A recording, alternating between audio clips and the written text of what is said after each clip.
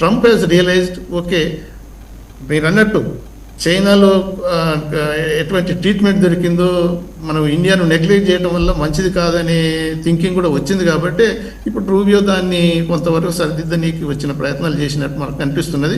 But in all సెడెంట్ and whatever it is మన silence కూడా కొంతవరకు అంటే ఇప్పుడు చైనా యాక్టివ్గా ఇది ఇరాన్కు సపోర్ట్ చేస్తుందని అమెరికన్స్ పూర్తిగా తెలుసు.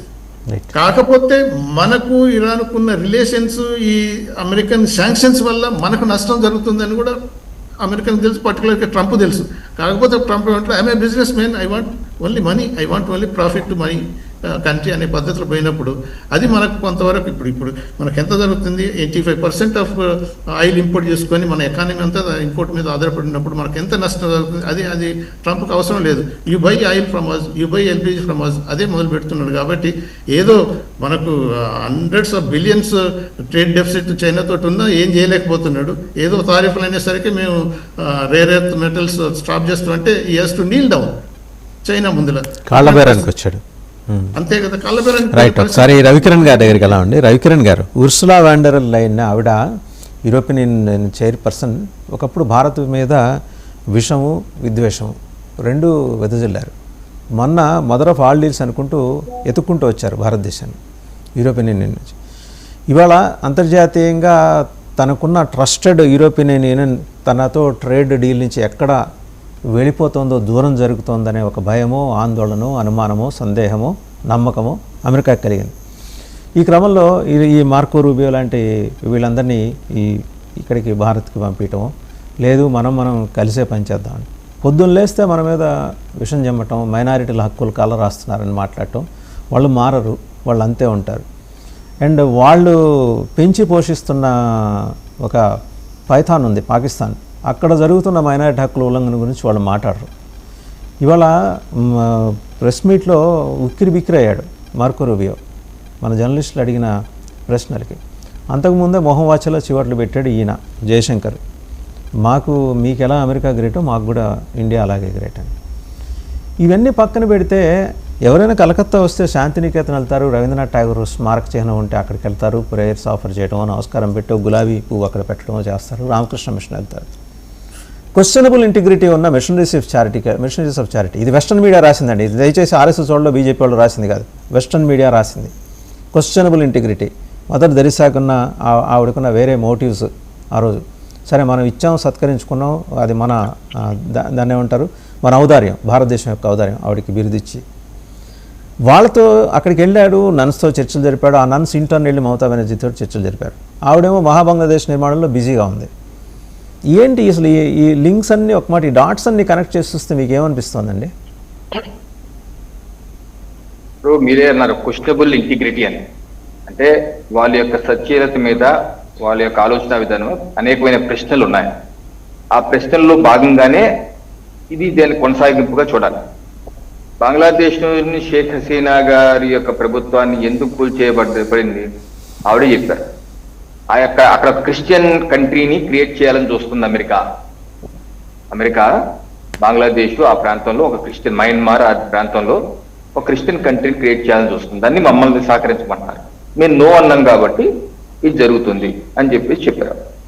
అలాగే ఇటీవల యుఎస్ ఒక ట్రైనర్, అతను అందరికి ట్రైనింగ్ ఇచ్చే మెర్సినరీ, అతను భారతదేశానికి వచ్చి మయన్మార్కి వెళ్ళి అక్కడ ట్రైనింగ్ ఇచ్చి మాథ్యూ వాండెక్ అండి, మణిపూర్ వచ్చి మణిపూర్ నుంచి మాథ్యూ వాండెక్ మా బ్యాచ్ పట్టుకుని ఈరోజు వాళ్ళు జైల్లో ఉన్నారు.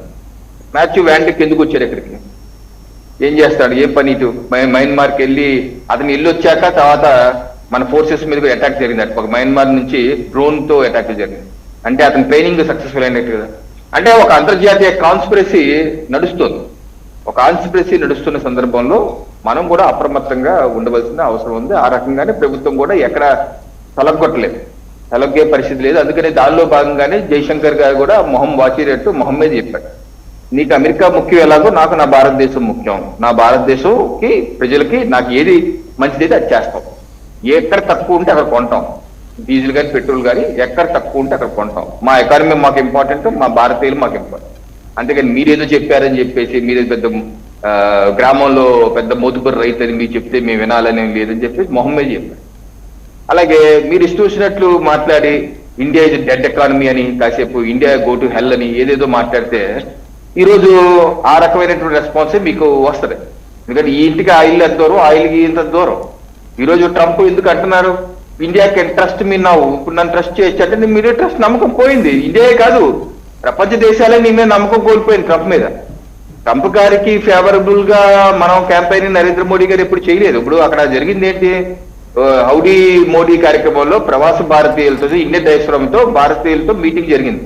దానిలో ట్రంప్ కూడా పాల్గొన్నారు. ట్రంప్ పాల్గొన్నప్పుడు ఇద్దరు చేరు పట్టుకుని తిరిగారు. ఎక్కడ గారి ట్రంప్ గారికి ఓటేయండి అని ఎక్కడ నరేంద్ర మోడీ గారిని చెప్పలేదు, ఆయన మరి గదిలోకి తీసుకురండి అని చెప్పలేదు. అంతర్జాతీయ సంబంధాలన్నీ ఎలా ఉంటాయంటే నువ్వు నాకేంటి నీకేంటి, నా భారతదేశానికి ఏ రకమైనటువంటి అడ్వాంటేజ్ ఉంది అంటే దాని మీదే.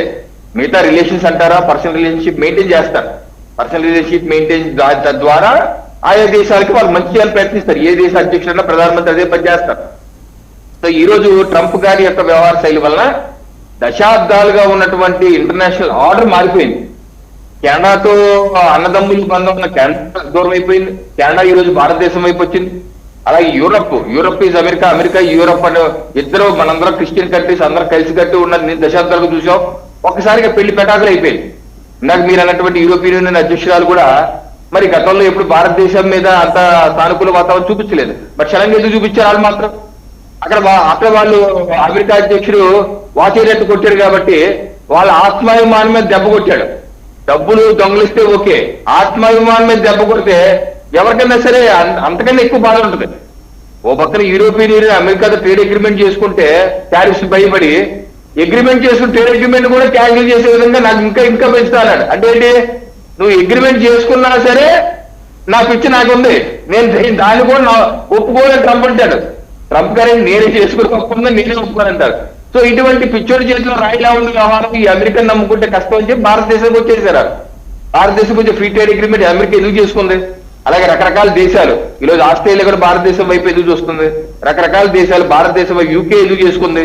Free trade agreement UK. Right Ravikiran గారు, టైమ్ ఈజ్ అప్. సర్టన్లీ ఈ డిబేట్ మనం మళ్ళీ కొనసాగిద్దాం. ఎందుకంటే మార్కో రూబియో విజిట్ అనేది చాలా అంశాలని తెర మీదగా తీసుకొచ్చింది. కను బొమ్మల ఐబ్రోస్ అందరి ప్రత్యేకించి భారతదేశంలో ఉన్న కీలకమైన ప్రభుత్వ అధినేతల ఐబ్రోస్ అలా పైకి లేచేలా చూసింది. దీని మీద certainly will have another debate. Thank you very much for participating. Ambassador doctor Vinod గారు, పెద్దిరెడ్డి రవికిరణ్ గారు, పేకెట్ ప్రసాద్ గారు అండ్ మస్తానరావు గారు. సో చూసాం కదా ముస్తఫా ఖమేనీ ఏమయ్యాడనే అంశానికి సంబంధించి తెర మీదకు వస్తున్న కథనాల వెనుక చైనా నెరేటివ్ బిల్డింగ్ ఉంది. China doesn't want the war to be stopped. So ఏదో ఒకటి ఒక అగ్నికి ఆజ్యం పోసి ప్రెసిపిటేట్ చేసి దాన్ని మరింతగా రగల్చాలి ఈ యుద్ధాన్ని అని చెప్పేసి చైనా ఆలోచన. అండ్